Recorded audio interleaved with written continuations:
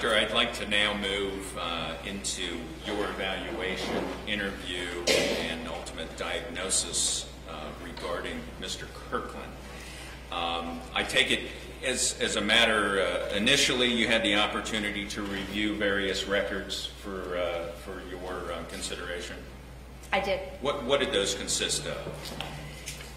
Those were all the court transcripts, many court transcripts of proceedings from the state of Ohio in Hamilton County from the original trial. Did you have the opportunity to consider the depositions of Dr. Wu?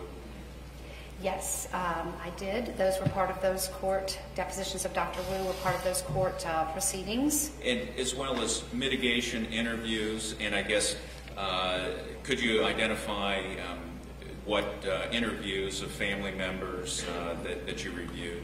Yes, I interviewed Angela Kirkland, that's Mr. Kirkland's sister, Roberta Baldwin, a former girlfriend, Carol and Daniel Palmore, a mother and brother, and yes, and of course Anthony Kirkland himself. Yes. Very good. And those were interviews that were conducted by someone else, but you had the occasion to review them in preparation. Correct. You also had the opportunity to review physical records and mental health records of Mr. Kirkland.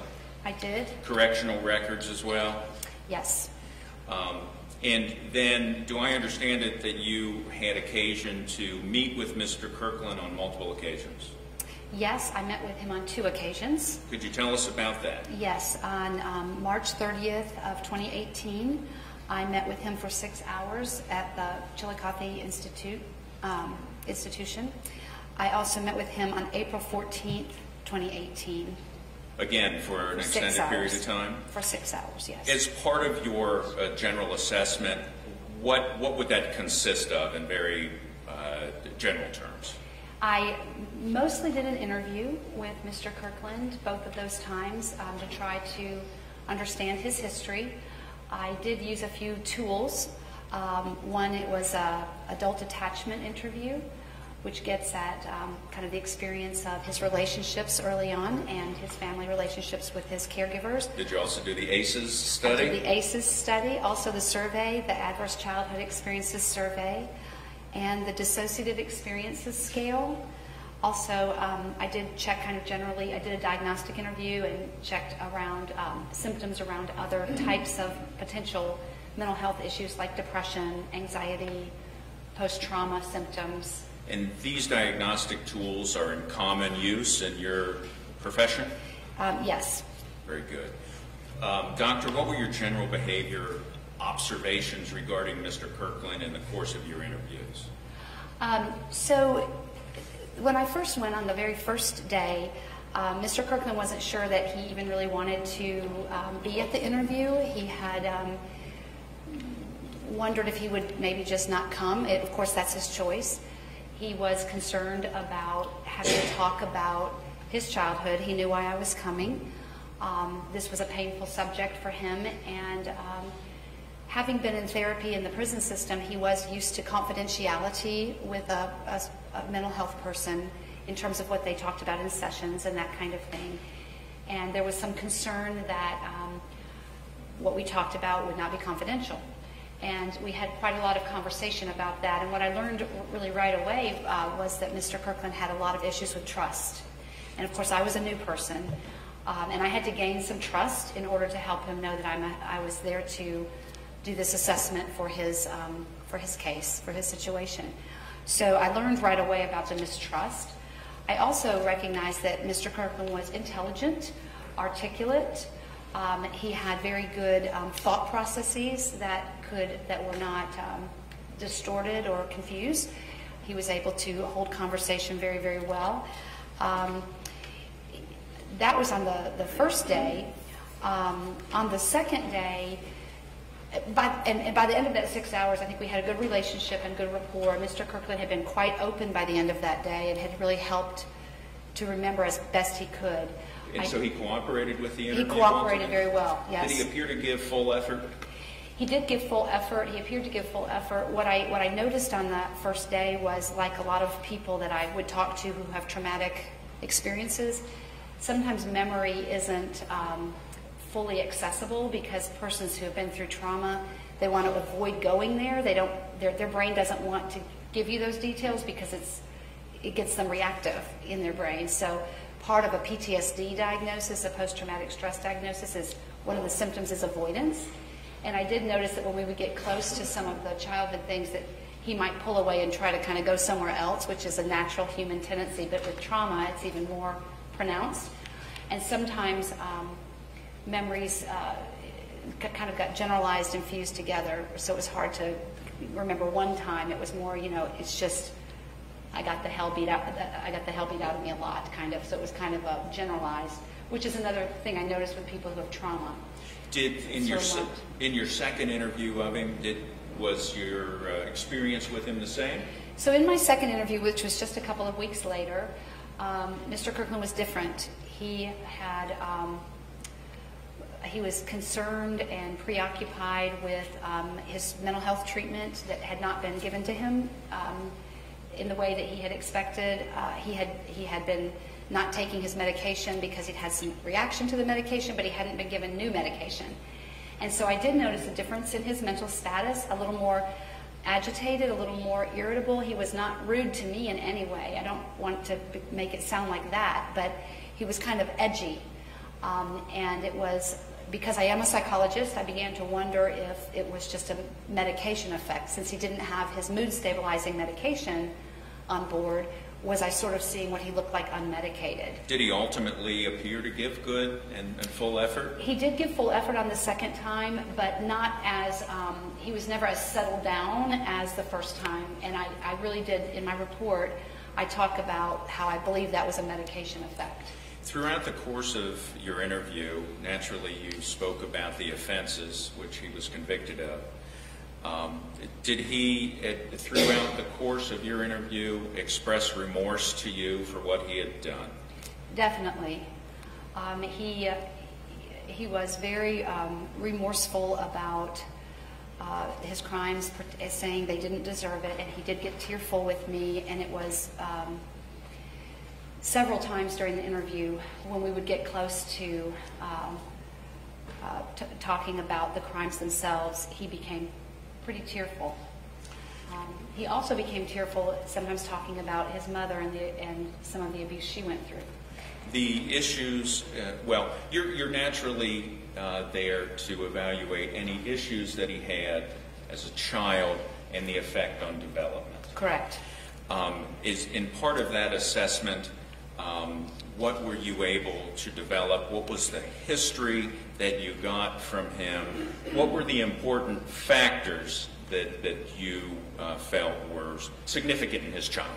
So maybe we go back to the PowerPoint at this time. Yes, please. At this point, I really wanted to point out that Mr. Kirkland had a hard time from the get-go because he had some of those conditions that did affect his attachment development. So here are some of the things that came out of my interview with Mr. Kirkland around his environment. He was the first child born from his mom, Carol Spencer. She was 18 years old at the time. What I learned from the records is that, from family members' reports, is that there was considerable domestic violence toward Mr. Kirkland's mother early in the marriage. Now, when Mr. Kirkland was born, he was born into that violence. So from basically day one of his time in his family, that domestic abuse was occurring.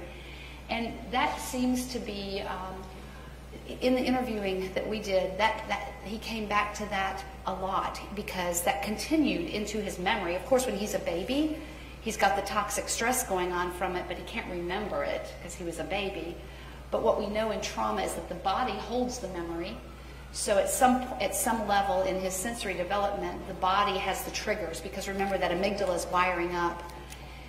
But when he did have memory of the abuse, the physical abuse, this was or the domestic violence, he remembers his mother not being able to protect herself and the helplessness that he felt as a young child, not being able to do anything about it either. And he remembers his father yelling at him to get out while he was abusing the mother.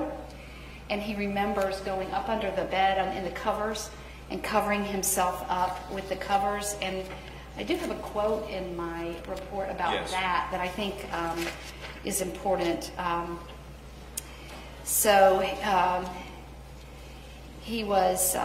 He described a time when his dad was beating his mother, and his dad said to him, "Get out of here." And he said to me, "I was scared shitless. I ran and hid under the covers and covered my ears." This is the kind of scenario that I deal with a lot in the children that I see. And what I've learned from them is that helplessness becomes a very formative part of the experience of the young person, and then that helplessness can get triggered later in life, and the little boy brain keeps those triggers around. I couldn't fight, I couldn't help, I couldn't protect my mom. And so I think that was a very significant part of Mr. Kirkland's early environment, wherein, again, what we know from the research literature is that when the mother is being domestically assaulted, she cannot be giving the consistent caregiving and attend to those attachment needs because of her own stress. So it disrupts the attachment process at some level. Again, that can be different for different people, but that's something that we do know. And so I make the comment in my report that I believe that Anthony Kirkland's attachment with his mother was deeply challenged and damaged by the toxic stress in this family system. In the context of the family, also, Mr. Kirkland was the target of physical abuse. He was the oldest child, right? He was the oldest of four, and apparently, according to the records of family reports even, he was the one, I have it on this slide, who bore the brunt of the father's abuse. Being the target, the one who took it, he may have actually been a buffer, a protective factor to the other siblings under him. It's another phenomenon that I see often in the families and children that I work with. I saw a little girl, a 10-year-old last week, who's the oldest of her sibling set, and she was the target of the abuse of her mother's boyfriend in a number of ways, and it protected these three who are not in good shape, but they're better shape than she is. So he did bear the brunt, and the physical abuse that he talks about. Yes, was that consistent along other reports in his records as well? In other words, this was not the first time he had made reports of physical abuse that he suffered as a child. He'd done that to other care providers over time. In fact, I think that's one of the striking things that I learned in looking at all the records. Every mental health professional that he has been involved with, not just those doing work for the court, like myself, but his therapists that he had in the prison system, particularly one named Mr. Rossvanes or Rossvanus. I'm not exactly sure how one would say his name, but there was a therapist who had a lot of notes that I was able to review, and the consistency of the reporting about this domestic assault and also the reporting of physical abuse toward himself, which I haven't really talked too much about, and also sexual abuse in the family system. Tell us about that. Tell us about the sexual abuse that Mr. Kirkland may have either witnessed or been a victim of himself. So I was able to gather information that Mr. Kirkland and his sister Angela, and maybe the others as well, were exposed to sexual activity, behavior between the parents, and sometimes that was scary because it sounded violent. And again, when a young child is exposed to sexual behavior, it can be scary even if it's not violent. So I'm not sure, I don't think he's sure what was really happening there. But he remembers being exposed to the sounds and sometimes the sight of the sexual activity between them. And then one of the other things that is in my report is that Anthony and his sister Angela were sexually reactive with each other as children, and the grandmother discovered that and wondered about what was going on, and they lied rather than telling the grandmother where they had actually seen sexual behavior, which was their parents.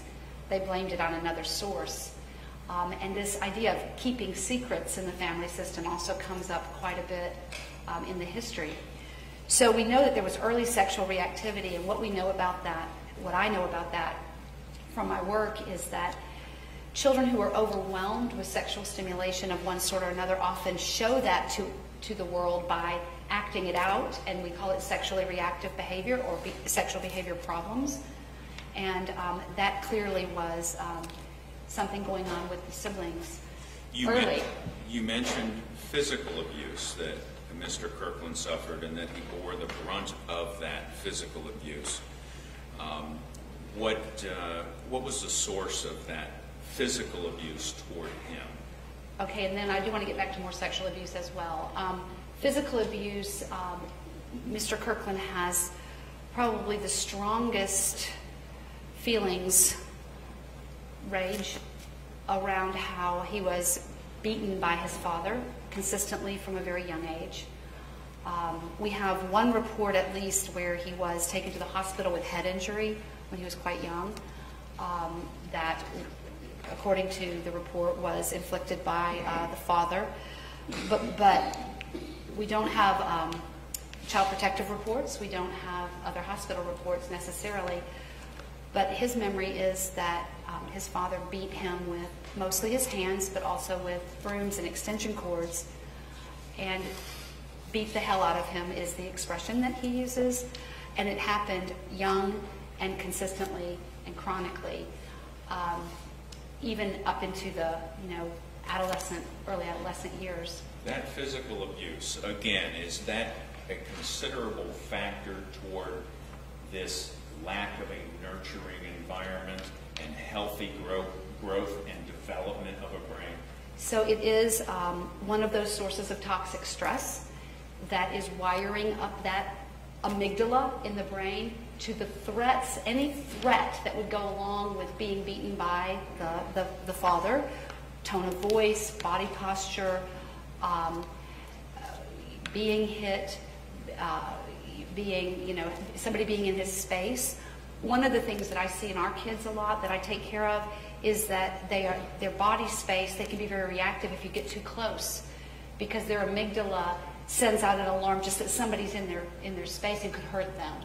Walking behind people, surprising our kids, I see that kind of reactivity. So his brain from early on would have been wiring up to that toxic stress. And the other piece that I think is very important is that the mother was, for whatever reason, not able to protect Mr. Kirkland. How did he describe her mothering instinct? Yeah. How did he describe his mother? Very consistently across many reports that I read, and to me, he kind of described that she didn't seem to have a mothering instinct. And he doesn't remember much at all about relationship with mother, which kind of in and of itself tells you there wasn't a deep relationship. He doesn't have stories of early family's life and happy things and routines. And most people who have good attachment have stories about what they used to do with their mother, or how she read to them or tucked them in, or family meals or those kind of things. Nothing positive is there. It's almost like mother's a blank.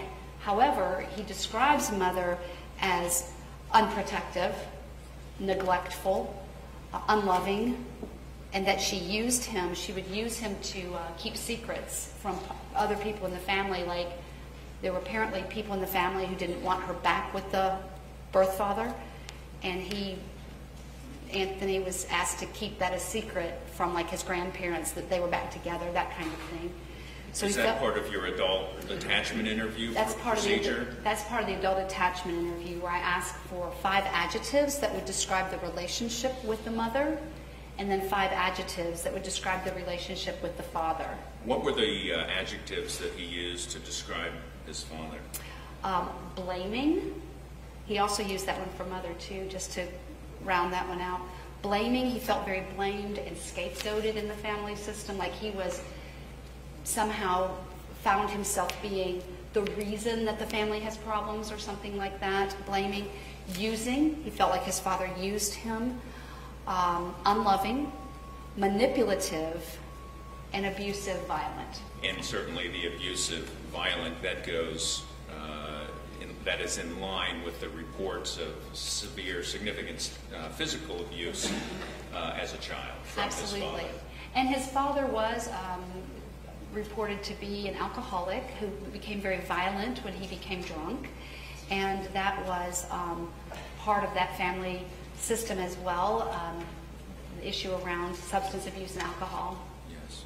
You mentioned again that you wanted or had an additional point relative to sexual abuse. Yes. So he had that early exposure, and one of the memories actually that came up even from the early exposure was when, a memory that might have been positive, the family going to a drive-in movie. Instead of it being positive, the children were all kicked out of the car so the parents could have sex in the car. And in the telling of that story, there was some really sad emotion that came upon him that he couldn't even figure out why he was so sad, but it was about his mother somehow being hurt in that scenario. Did he suffer sexual abuse himself? So yes, so that was the early exposure, and then later, not in the context necessarily of the home with his mom and dad, but in the context of his paternal grandparent home, apparently there was a lot of sexual reactivity going on with some of the relatives who are either aunts and uncles, but more the ages like of cousins, is what it sounds like the relationship is. So cousin/aunt, young teenage, younger or older teenage persons in the family, one female, one male, one named Dewana, one named Demerle. He remembers that they were sexually abusing him as young as kindergarten age. Is that some of his earliest memories? Yes, and so trying to go earlier than that, I don't know what happened from birth to 5, but when we began to explore when this might have happened, it took a lot of effort on his part to go back and try to figure out, okay, what was I doing? And he remembered, okay, while this was happening, I remember that at school I would take naps, and I only took naps in kindergarten. So this is again kind of how you help people with trauma memories try to get back to the context so they can put a time to it. That's part of forensic interviewing. In a normal, nurturing home and stable environment, lacking toxic stress, what about memories of childhood from birth to age 5? Some of us would say, boy, I remember things, but do we really remember that, or what's the source of that? So yes, many people's memories start at age 4. That's kind of the norm. Like if I say, what's your first memory, and you think back, oftentimes it's 4. For some people it's 5, and for a few people it's actually 3. But we do know from the literature, some pretty profound literature, that birth to 3, 4, 5, that the body holds memory. So if a child has undergone some kind of trauma, it's held at a sensory level. So that's how these triggers happen later. And a lot of the kids that I treat, we have to figure out what are the early triggers, because they're doing strange things and they can't remember what happened to them. But it might be that they have reactions around being put in water, for example, like in the bathtub, and they might have reactions. And we might learn later that somebody submerged them when they were angry with them. And, we might sometimes find records to say, oh, this is why they're having that reaction. Just like that little girl that I told you about. She really didn't know why she was pushing the foster father away, but when we looked into it, we could figure out that trigger. So memory is either implicit or explicit. And implicit memory is what we have from birth to 3, 4, or 5. Did Mr. Kirkland also suffer sexual abuse from those outside the family at an early age? So he did. There was a neighbor, another teen neighbor, who was a bully, I guess you would say, and she told kids if they didn't have sex with her or do sexual things with her that she would beat them up. And so he consented or gave in to doing sexual things with her because he was afraid he would be beaten up. And he was about 9 or 10 at that time. You mentioned that Mr. Kirkland and siblings became sexual at a very early age, sexually reactive, I believe. Is that the proper term? Yes. And at some point, do I understand it that the father left the home? Yes. And what can you describe what happened in those years? After he left? Yes. Well, what I do know is that the sister, one of the sisters, Angela, she was reporting that she was being sexually abused by that father, as well as by an uncle. And that has come out in reports. So that was happening in the family system also before father left the home. And when father left the home, Mr. Kirkland was about, well, at the time it was about 13. And he is able to admit that at that time, his father kind of said to him, now you're taking over for me. And at that time, Mr. Kirkland admits that he became violent toward his mom, as his father had been, and sexually abusive toward his sister, as his father had been.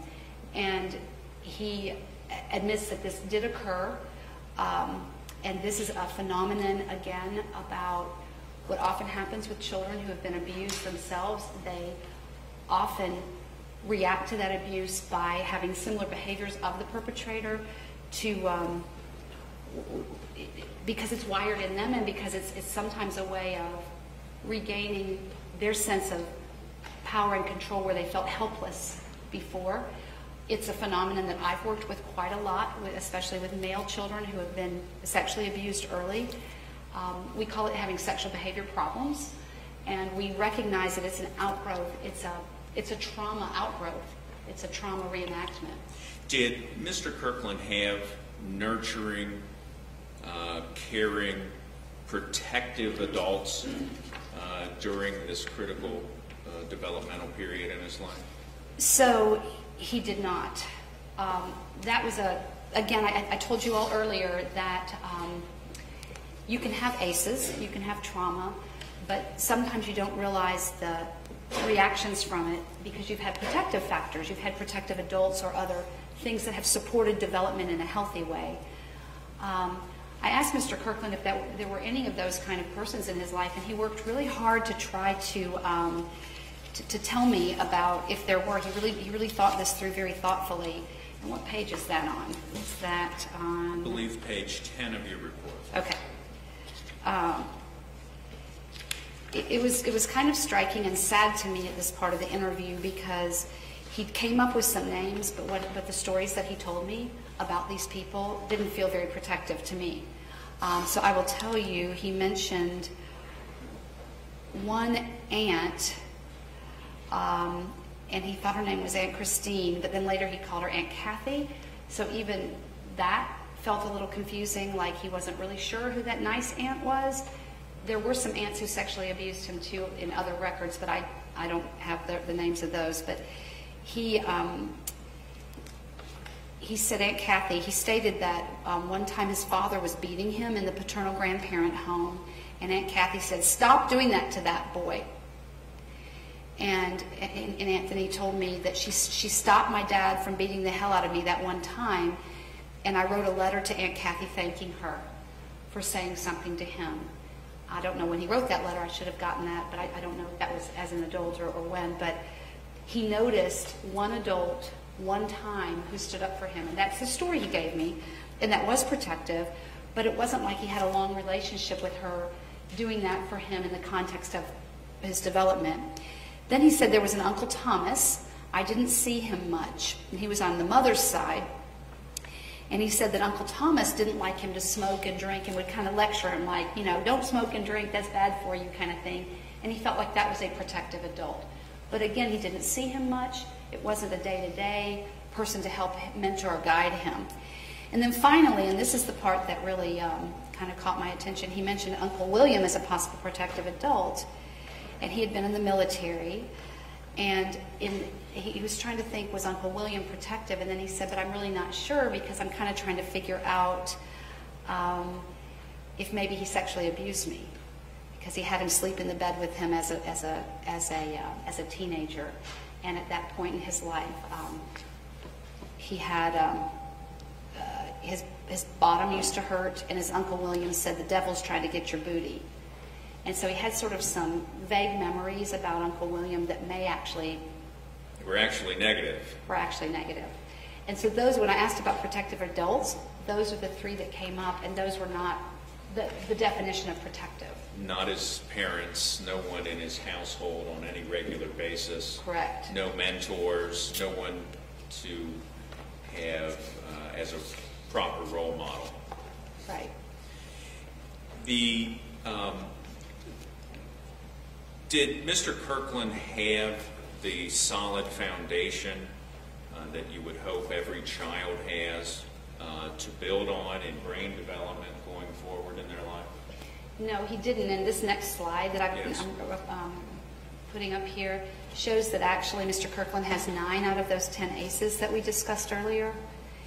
And he has all the abuses and neglects: the battered mother, substance abuse in the family, absent parent. Dad was in and out a lot. Dad had either 19 children with other partners, 4 of them in this family, but 15 of them elsewhere. Another brother reported that he thought the father had 15. Anthony thought he had 19, so there's even some mystery about who's in my family. And Dad was kind of in and out because he had other families. And then mental illness, and then of course they ended up separating too. So he has 9 out of 10 ACEs, and he had this early toxic stress with mom being abused, which may be a bigger factor than physical abuse to self, is that the mom being abused, because it's so got in the way of it, that gets in the way of attachment relationship and getting those early needs filled, where you can begin trusting relationships with others and feel protected. But did he have strong ties to school or other community institutions? Yeah, that so would be helpful? when you think about protective factors outside the family that might take up some of the development and the healthy development, he wasn't tied well to school, and it's not for lack of intelligence. So that's also very interesting, because sometimes that can be the saving grace, and you find a teacher or a coach or a mentor at the school because you are a good student. He didn't attach really to school or to sports or to band or to any of those things that can sometimes give structure and identity to people. In fact, dropped out after 10th grade. Interestingly, later when he was incarcerated, he was able to get his GED and a bachelor's degree. Again, had the capacity, but didn't have the guidance or the people invested to help him develop the capacity. So ultimately, was he able to catch up, if you will? He wasn't able to catch up. And I want to give a statistic about 9 out of 10 ACEs. Only 0.01% of Americans report 8, 9, or 10 ACEs. So it's 1 person out of 1,000 that has this many ACEs. And I think that's compelling. And these ACEs were not Anthony Kirkland's choice. He did not choose to have these ACEs. These were, nor any of the children that I work with, they don't choose to have these things happen. And they can't get out of it themselves because this is their developing environment. This is where their family is. So I think that that's a, children don't choose to accumulate 9 out of 10 ACEs. And again, those higher ACE scores do have risk factors that include incarceration, include violence, include reactivity from abuse, and those kinds of things. So no, he didn't have the protective factors, and what we know now in society, this is Dr. Anda, who did the Adverse Childhood Experiences study. Here's his quote. He says, "Until now, these persistent trauma effects were hidden from the view of both neuroscientists, because we couldn't look at brains, and public health researchers. This is no longer the case. In fact, with this information comes the responsibility to use it." So what I will say is, when Mr. Kirkland grew up, he was born in '68. Some of us were born in the 60s too. I remember I was born in the 60s. And we didn't have the awareness about ACEs or about abuse in children. We didn't even have child protective services for abused children until the 70s, when it got developed out of Denver at the Kemp Center, and they realized that some children, they called it the battered child syndrome. Some of you may remember. That's the first time as a society we had animal protection before we had protection for children in this country.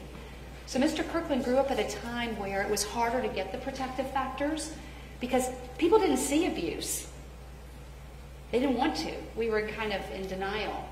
And what the recommendation today is that all children need safe, stable, nurturing relationships and environments. This is the CDC, Center for Disease Control. Safe, stable, nurturing relationships and environments. Did he have any of that? He did not have this anywhere. This is what would have been protected. It could have happened at school, like my colleague who had the librarian. She also had a coach. She played boys baseball. She was very athletic, even back in the day.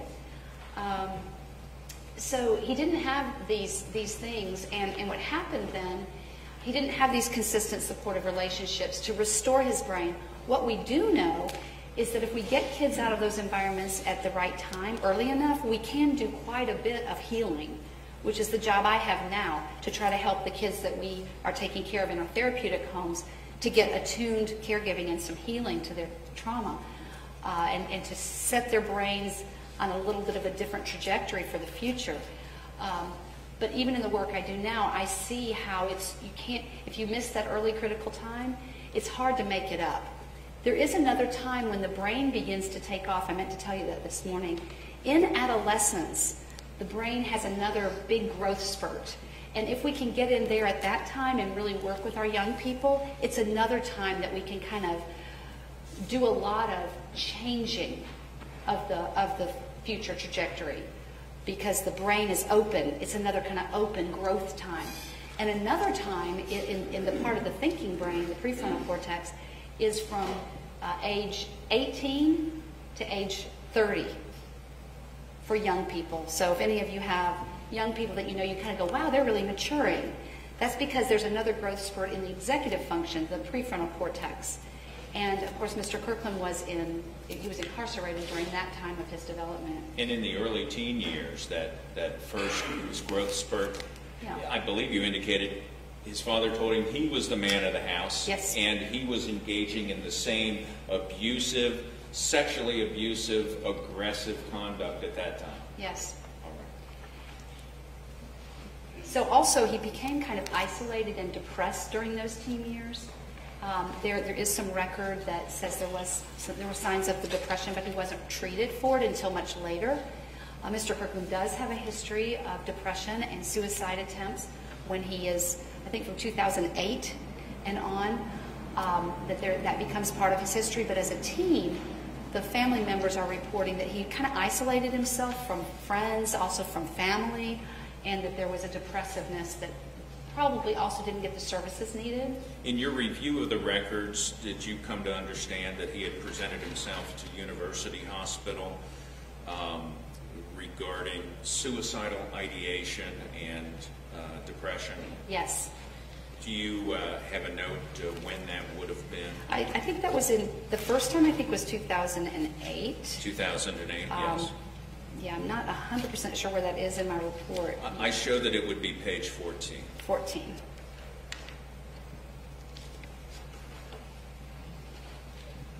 Yes, October 2008. Okay, after his release from prison. Yes. And he wanted the medication to help with what he was perceiving as highs and lows, so his mood was cycling. He presented as tearful at the time that this is from the medical record, that they said he had come in and he was tearful and wanting help. So he was having significant depression. And then that was in October, and then in November of 2008, University Hospital records note depression, and he went to the ER for chest pain, and he also had depression. And then again in December of 2008, University Hospital notes say he had suicidal ideation for the past 2 weeks and a history of depressed mood, but he did deny a history of real highs. He denied mania. So for bipolar illness, you have to have kind of the real low depression and then also the high mania. They did not have a record of the mania, but he was still given a diagnosis of probable bipolar disorder.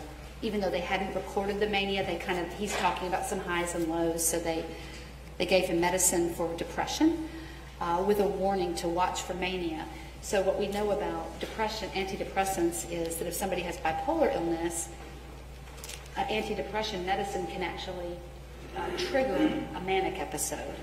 Sometimes in psychiatry, that's how the diagnosis is made. People come in a depressed state and they've never maybe had a manic state, and they're given antidepressants and boom, they flip into mania. Then the doctor knows, oh, what we really have is a bipolar illness because the antidepressant showed us that.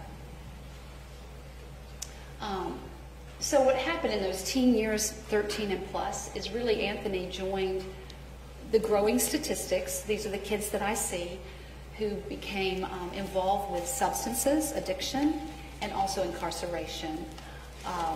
And that is such an unfortunate trauma reaction.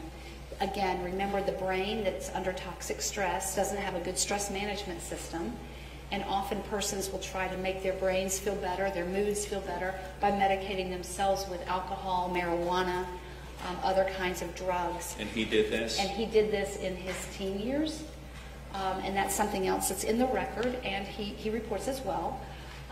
He went to what was going to help him feel better, and then also probably was at that point, not probably, but at that point was also gravitating. The friends he did have were in the crowds that were more involved with those kinds of things. So, was it at this point, could you describe brain plasticity and what his chances were? Yeah, so this slide here that you're seeing shows the ages along the bottom. So you see age 2, and here's age 10, here's age 20, and on up to age 70. What this shows is that the brain is more moldable, more adaptable, more plastic at the earliest time, just like you learned with the barn owls and the mice and what have you. So way up here, you have a lot of capacity for the brain to be molded in that early environment. And the amount of effort that it takes to change is very low, right? Because the brain's ready to take on what the environment has to give it. It's firing together and wiring together. But when you get up to about 28, close to 30, you can see that they intersect. So the amount of change you get, it takes this more effort. And then after that, the brain's ability to change is really going downhill, and the amount of effort it takes to change is going way, way up. So if you think about learning a foreign language, if you're a baby, it just comes to you. It doesn't take effort. The brain just takes on the 2 languages, sometimes 3 languages. But let's say that we want to, at all of our age, we want to go down to the Foreign Language Institute and learn French. It's going to be hard. It's going to take a lot of effort, over and over and over again, practicing, because our brains are no longer so adaptable. They're sort of set. They don't have that plasticity, we call it in the neuroscience. Ultimately, doctor, did you, and I believe you indicated you did, you came to diagnose Mr. Kirkland as, well, I'll let you say. What did you diagnose him? What was your clinical assessment of him now? So, my clinical assessment was post-traumatic stress disorder, also with dissociation, and then also other dissociative disorder. What is post-traumatic stress disorder? What does it mean? Yeah, I'm going to show kind of how it forms in just a minute, but what I'm going to say first is the 4 symptom clusters to diagnose PTSD. And some of you may have experience with PTSD. It's very common for persons who've come back from combat. In fact, that's how we first named it, PTSD. But there are 4 symptom clusters that one must have to be diagnosed. The first one is intrusion. Post-traumatic stress comes from having had some kind of traumatic experience that was so overwhelming that the normal coping strategies of the brain couldn't handle it. that has to happen. That's a precursor for PTSD. How does that manifest? What does a person experience to be diagnosed with that prong of PTSD intrusion? The Criterion A is called, where they have, intrusion. Let me go back. I got us mixed up. To have PTSD, you have to have trauma first. That was so overwhelming that you became helpless and terrorized by it and kind of immobilized by it. Next, there are 4 symptoms. Intrusion is when you re-experience the trauma in one way or another. I think most people are familiar with flashbacks. So if you've been in a trauma, you might all of a sudden, not at your will, have a flashback of the trauma. Some of us have been in bad accidents, maybe car accidents, and you might have a flashback. You're driving down the road and something reminds you of the smell or the sound or the curve that you took, and you may have a flashback of the actual trauma of that accident. That's called intrusion symptoms. Another intrusion symptom are nightmares. And Anthony Kirkland talks a lot about, consistently with people in the record and with me as well, about nightmares. He has nightmares of his parents hurting him, chasing him, crippling him, cutting his, like, maybe, you know how dreams are weird sometimes, but like flying and they clip his wings, symbolic kind of dreams of parents hurting him. So he has flashbacks. He endorsed that he sometimes re-experiences the abusive episodes like they're currently happening. He sometimes sees his father's face and hears his father's voice when it's actually another person, such as an inmate. And the reason, again, is the amygdala has encoded tone and maybe the deepness of a voice and maybe the aggressive tone. And that can be enough for the amygdala to flash the person back to the flashback of the person who really hurt them. Right? So that's a flashback. What are the next prongs of PTSD, or I guess the symptomology? So the avoidance is another one. What is that? And avoidance is where a person really psychically tries to avoid. So it's even inside themselves. Try not to go there. I don't want to think about what happened. I don't want to go in, and then consciously, I don't want to go anywhere near what I know will be reminders. I don't want to see my family members. I don't want to go to grandma's house. I don't want to put myself back in a situation where I could remember. Active avoidance and internal avoidance. And the highest level of avoidance is, there's also avoidance, like our kids may run away from home. But the highest level of psychic avoidance is dissociation, where the brain itself walls itself off from remembering or knowing. And we can talk more about that later. The third symptom is arousal and reactivity, and that's where we have poor concentration, irritability, overreactivity to small stresses, which are that active amygdala, overreactivity to interpersonal stresses in particular, quick distress intolerance, like that's a big psychobabble word, but basically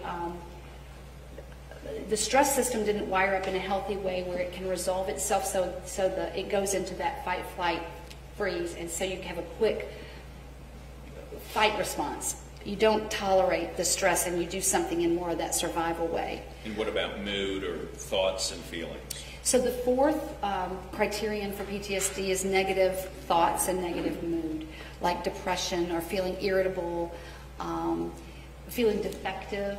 There are a number of notes in Mr. Kirkland's records for mental health where he felt defective, unworthy, that kind of thing.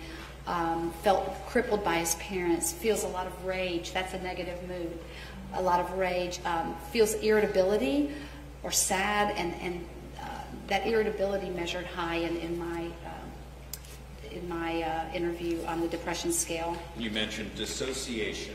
Can you tell us what that is, and if Mr. Kirkland endorsed that to you? So PTSD, post-traumatic stress disorder, can also be with dissociation. It's one of the options in our diagnostic manual.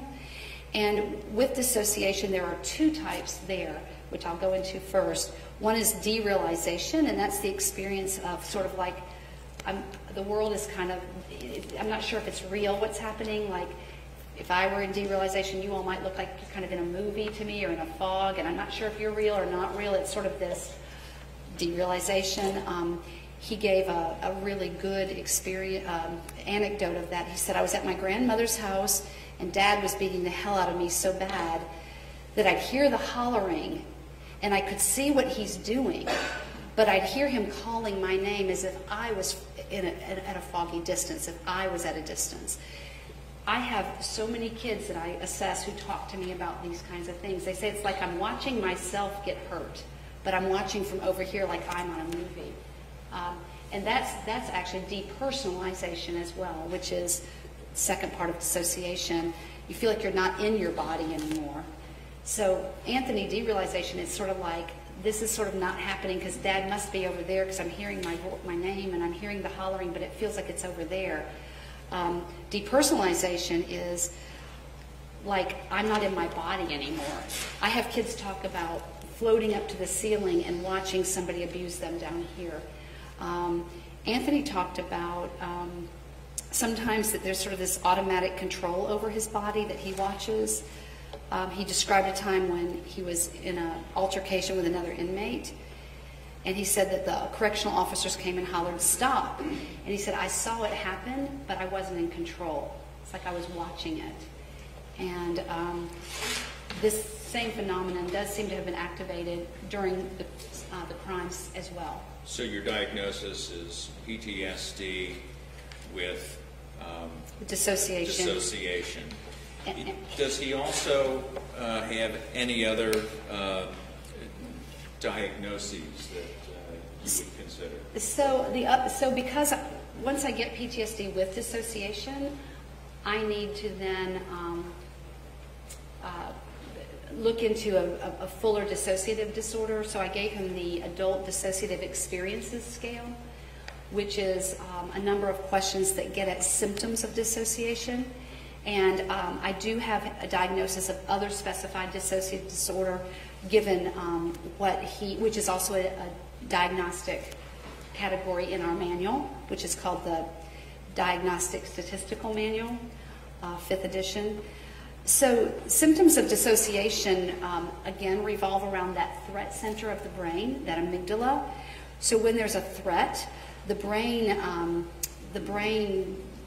is reminded of something that happened in childhood, and the early childhood brain actually wires up for dissociation. It happens in development, like the barn owls who had to adapt. If I am going to have to watch my mom being beaten, I can't really handle it, I can't really be there, my brain is going to not let me know it's happening and kind of wire up over here and keep the memory in a walled off place. But if something reminds the brain of that, then that part of the brain gets activated. But if I refer you to your PowerPoint, again, the PTSD diagnosis that you have with dissociation, do you attribute that to the unhealthy attachments at an early age? Unhealthy attachment and the trauma. The amygdala and the limbic system wiring up around that overactivity of trauma, helplessness, being a little guy and being beaten by a big guy makes the brain helpless. It's terrifying. What's the brain going to do? Well, it's in a very plastic time of development, so it's going to wire up around dissociation. So on the dissociation scale, what happens with dissociation essentially is that the person kind of loses time. You all dissociate. You've probably done it with me here today. You're looking tired, where you might kind of zone out and not hear what I've said for a couple minutes, and then you kind of come back and go, oh, wait, did I just miss something? And that's dissociation. Driving down the highway, you might all of a sudden realize 10 miles down the road that you didn't see anything along the side of the road. All of a sudden, or it might be 50 miles down the road. It's highway hypnosis. That's dissociation. Is that sort of what you would consider low-level dissociation? That's low-level and normal dissociation. We all have it. It's normal. What about Anthony? So the brain can do that, But when there's trauma, it does it at a very extreme level. So what can happen is a person can actually lose time and their body is operating and they don't know what they're doing. So Anthony talked about losing time. He answered enough of the questions on the adult dissociative experiences scale in the direction of symptoms that he did get the diagnosis. He talks about one time, for example, he tore up his room and smashed his TV, and he commented that he saw the aftermath of it and realized that he didn't know who had done it, but he had to have done it because he was the only one there. And he tells himself, I was the only one there. I had to have done it. That was clear dissociative. He didn't remember it, but he knows he did it, but he didn't remember it. And he has some of those same experiences around his crimes as well.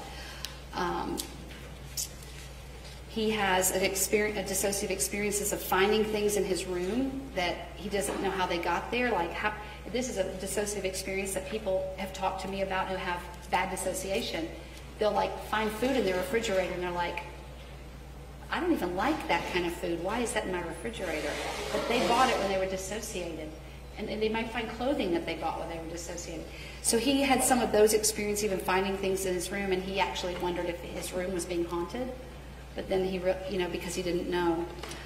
Doctor, in applying what you know about Anthony Kirkland now relative to the crimes for which he's convicted, on page 12 of your report, can you discuss this response and how you believe it manifested relative to the four matters that we're involved with?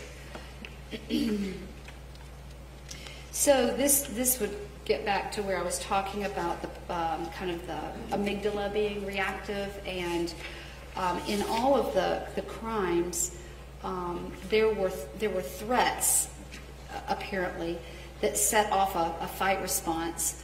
Or perceived threats. Perceived threats. Yes. Again, the amygdala doesn't know the difference between a threat and a non-threat. If the features are the same, it can think it's being threatened. So in all of the crimes, and I say the damaged, overactive amygdala, the threat center, misperceives negative or salient faces or actions as a true threat, even when the threat isn't life-threatening. Mr. Kirkland described this type of response in each of his crimes.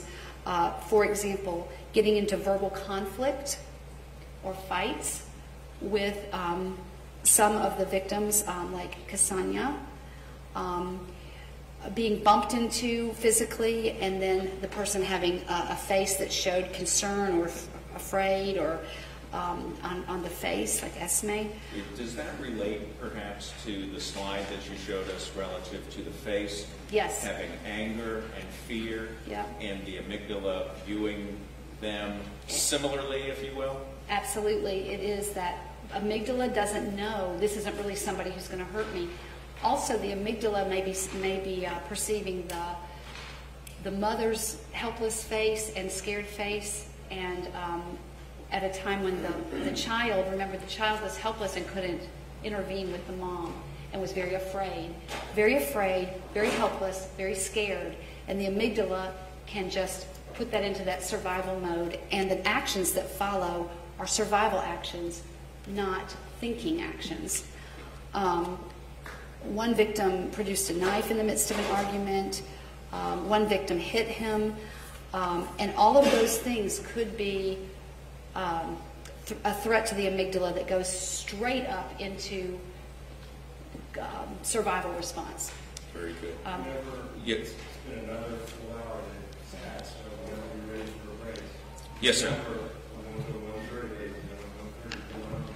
Okay. Yes, sir. I don't believe we have too much more, but certainly I'll defer if the court would like to take a break.